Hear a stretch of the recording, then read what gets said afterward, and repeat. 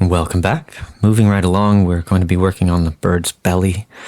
First thing we need to do is mix up the blues that we're going to use there. Now, the detail phase of this part of the painting is going to consist of mostly feathers, individual little hairs that we'll be using the 00 and the 0, all the small round brushes for. And we have quite a bit of ground to cover, even though this is a 5x7. And the area that we're painting is very small. It can feel very large, especially when we're putting as much detail into it as we're about to do. This video was shot immediately following the head, so I've still got the same palette. The painting has been oiled out from the previous session, and I'm just going to set about premixing a few colors to use as a guide for this part of the painting.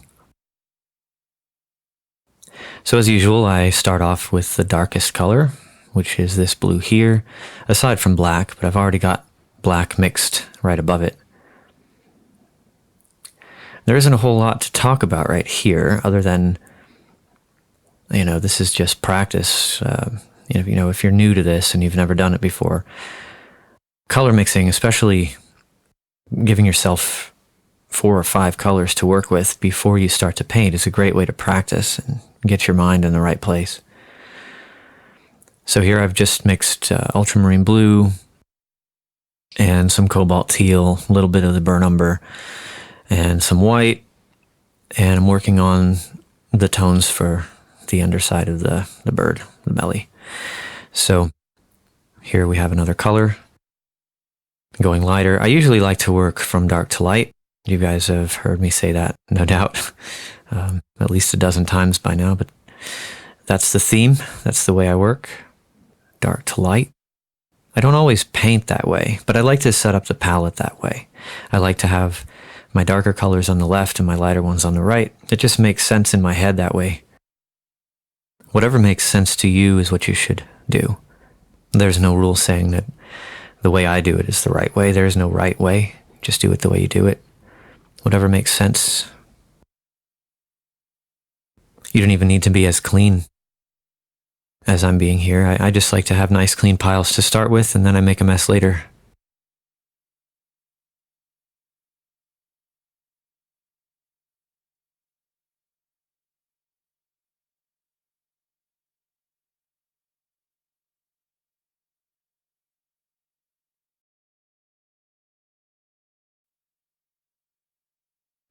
But as I've said before, this is a really nice way to anchor myself and give myself the boundaries, the darkest and the lightest. So I'm establishing the darks, and this is just the way I think about it. I like to establish the darks and then work the lighter colors into the darks while they're still wet.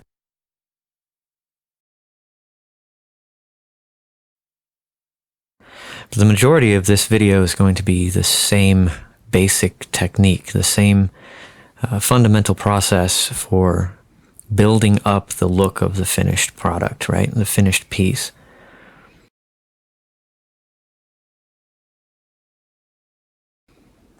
Very, very short, choppy strokes. This is what it's all about. So when you, as you watch this, just keep that in mind. The strokes are very short, very choppy, and I'm using the strokes themselves. They're following the direction of the feathers, so I'm using that to help me describe the forms.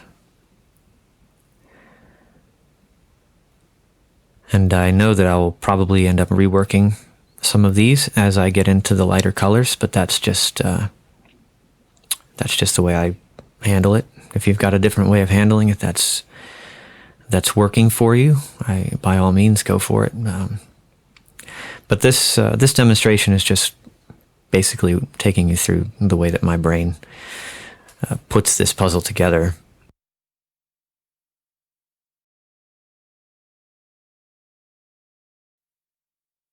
So I like to have the colors all working together individually like this sometimes before I start to blend anything. Now, a word about blending, specifically here where it pertains to the detail that we're putting in. Since it's a lot of feathers and we're going for a pretty realistic look, there isn't going to be a whole lot of blending. There needs to be some, but the overall finished look should mostly be unblended because we want to see those individual hairs. So don't think in terms of blending here, even though it's going to happen. You can use it for effect in places if you like what's happening.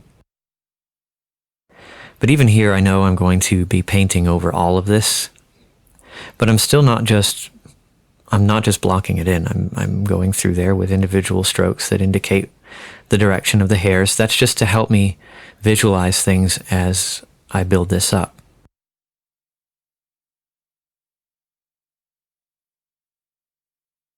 As I said before, there isn't a whole lot to say about this. It's very repetitive. I have left in a lot of the footage here for you to watch. So I'm going to sit back and just let you watch. Every now and then I will toss in some insight as to what I'm doing, but for the most part it's very straightforward. Laying in the darks, putting the lights in around the darks, and going back into the darks and reestablishing where things are. It's basically just ping pong, going back and forth, putting the strokes down. But the whole time I'm working, just pay attention to the strokes. They're very short, and they follow the direction of the hair that I see on the actual bird itself.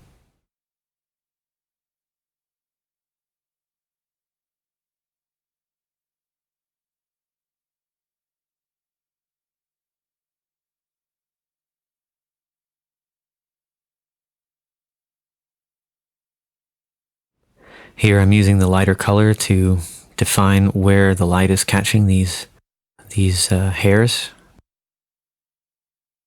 because there's form within the hair, bumps and ridges, and the hair picks up the highlights,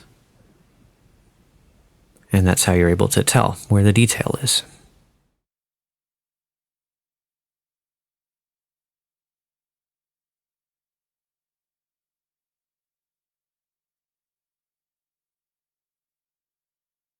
And here I've gone back to the darker color, reestablishing where some shadows are. I usually always like to put shadows in and then follow up with some mid-tone or highlight, and then go back in and reestablish the shadows. It's just a matter of pushing the forms around, pushing the shapes around. In this case, it's hair, individual little strands. I've spent some time mixing up this color on my brush. I want to make sure I have just the right color that I need to go there. And then just draw in the hairs. That's all I'm doing over and over again. Just drawing in the hairs with different colors.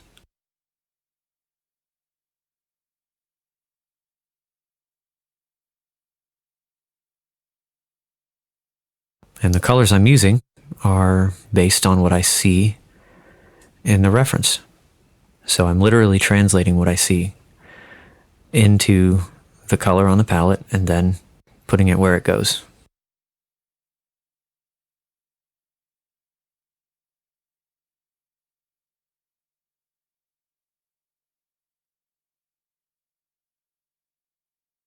A lot of the color variation is very, very subtle. You don't want to have too much variation because then it starts looking forced and deliberate. You don't want it to look forced and deliberate. You want it to look natural. Well, who's to say what you want, right? But we're going for realism, so we want it to look natural.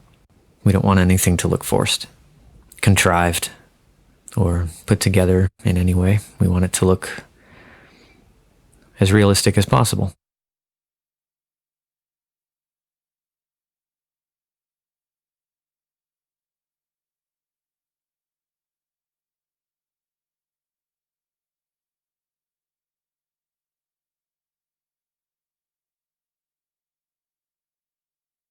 Going in with some black now, or some very, very, very dark blue to punch in where the detail is here.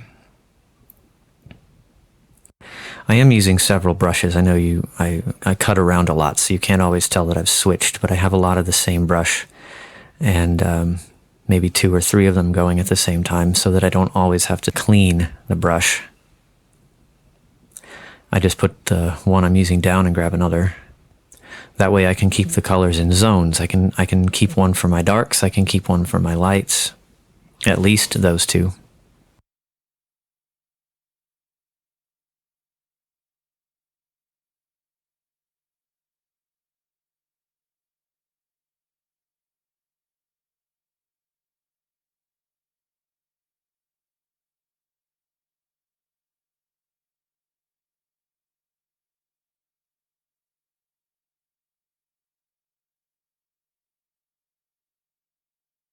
Now here I've premixed some colors for the underside of the belly. This is some warmer tone, a series of warmer colors that reflect the grass underneath the bird. But they're also based on the blue because the actual color of the bird hasn't changed. It's just that we're getting some additive color from the grass. You know, it's being bounced up and reflected onto his underside there. So the color changes. It's still based on the same blue, but it's definitely indicative of the color underneath him, which is green. So we get kind of a blend. It's a warmish kind of amber brown. And then of course there's detail within that, so I have variations of it. And while I'm working on the area here around the legs, I made the decision to go ahead and start to put some detail into the legs as well. So you'll see that.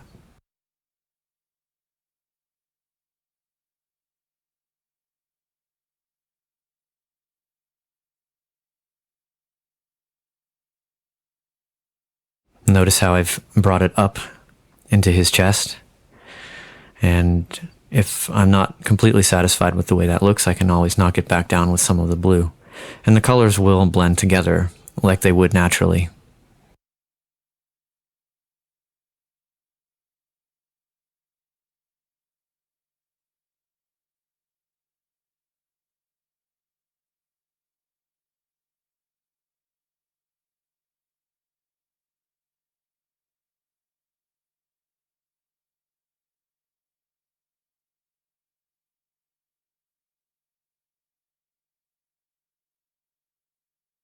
Just applying the shadows. And here we're going for a lighter tone.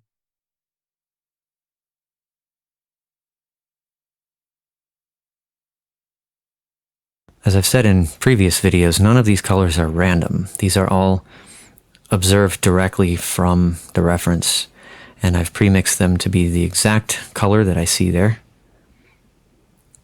And once I have the color, it's just a matter of putting it in where it goes. Of course, we're still paying attention to the direction of the feathers and the individual hairs.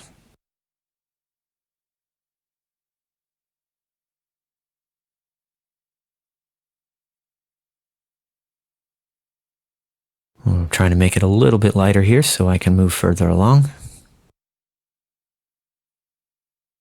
Get that a little bit more pronounced.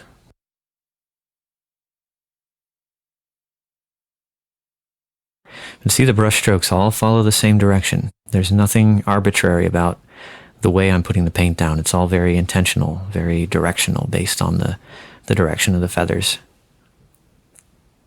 So as you do this, make sure you pay attention to that. It's very important to not just fill in random, fill it in with random strokes. You want everything to follow the natural form.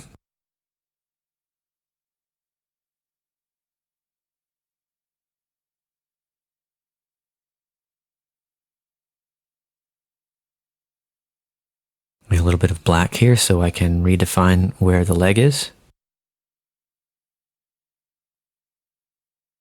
And this is all just drawing, really.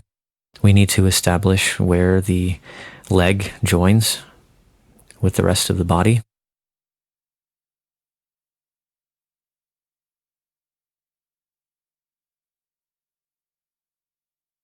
And here we're going back up into the feathers. You'll notice that I jump around quite a bit.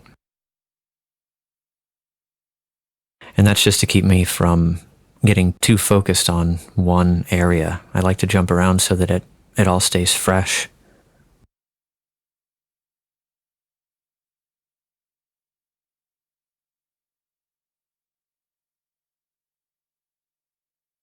Getting more and more specific about where these individual lines go.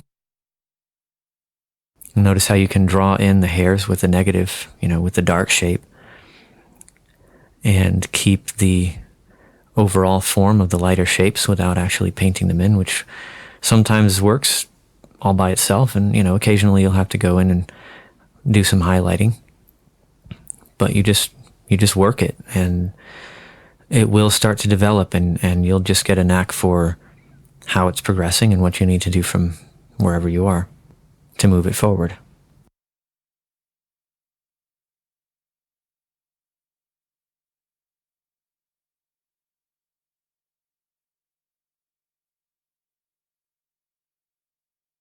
Now, I know I haven't mentioned this yet, but there is a very, very small amount of linseed oil mixed into my paint here. I use a medium that's based on linseed oil and stand oil. It's just 50% of each. And I have a little bit of it mixed into the paint here as I mixed those colors, those initial batches that I have there. So I had it on the palette. You can't see it, but it's there. I just had it on the palette and I grabbed a little bit of it as I mixed the colors. So the medium is integrated into the paint, so I don't have to worry about having a palette cup, even though that's perfectly fine if I did that. It just happens to be the way I'm working on this one.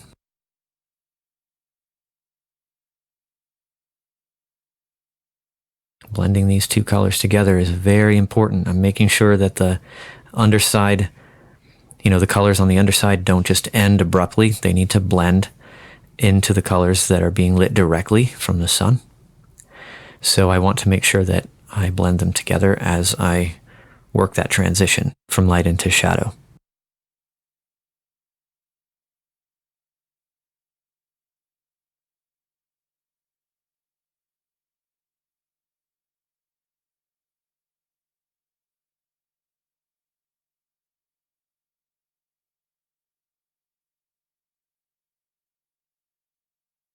Everything is very meticulous.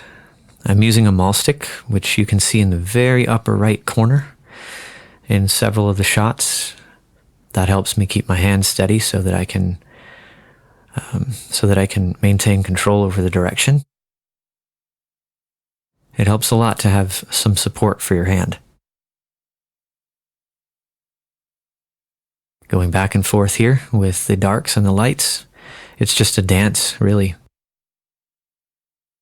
Don't get focused on doing one thing and then going to the next. Allow yourself the ability to go back and forth and work the colors together. It all comes together when you're finished, and you've got all these lines and all these little hairs. They all add up to the overall effect of it being natural.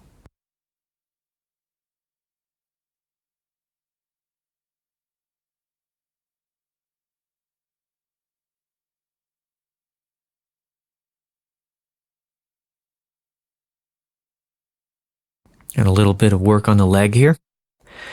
It's mostly a blue color because the sky is reflecting on it. So anything that's facing the sky is going to have a little bit of a blue cast if it has a neutral color. Obviously, the head is very saturated, very high level of chroma. So you won't see as much blue in the head. Maybe in the highlights it'll be a little cooler. But on surfaces like his legs, which are pretty neutral to begin with, it'll be more evident. So we definitely want to make sure that we have a blue cast to the highlights that go on his legs.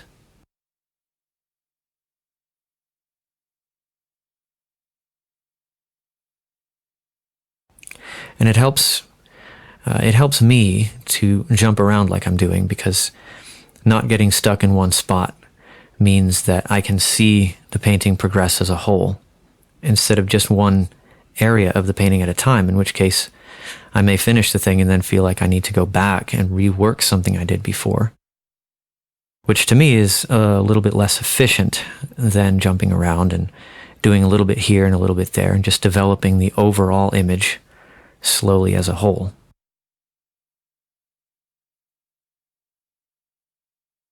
More short, choppy strokes. I think the longest stroke in here is 1 centimeter, maybe. That's a wild guess, but it's probably pretty accurate.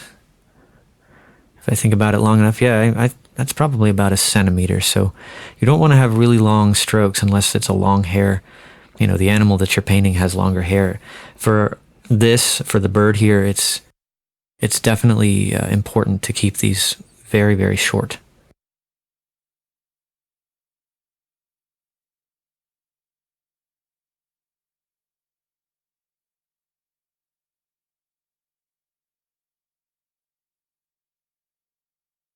And just keep working on it.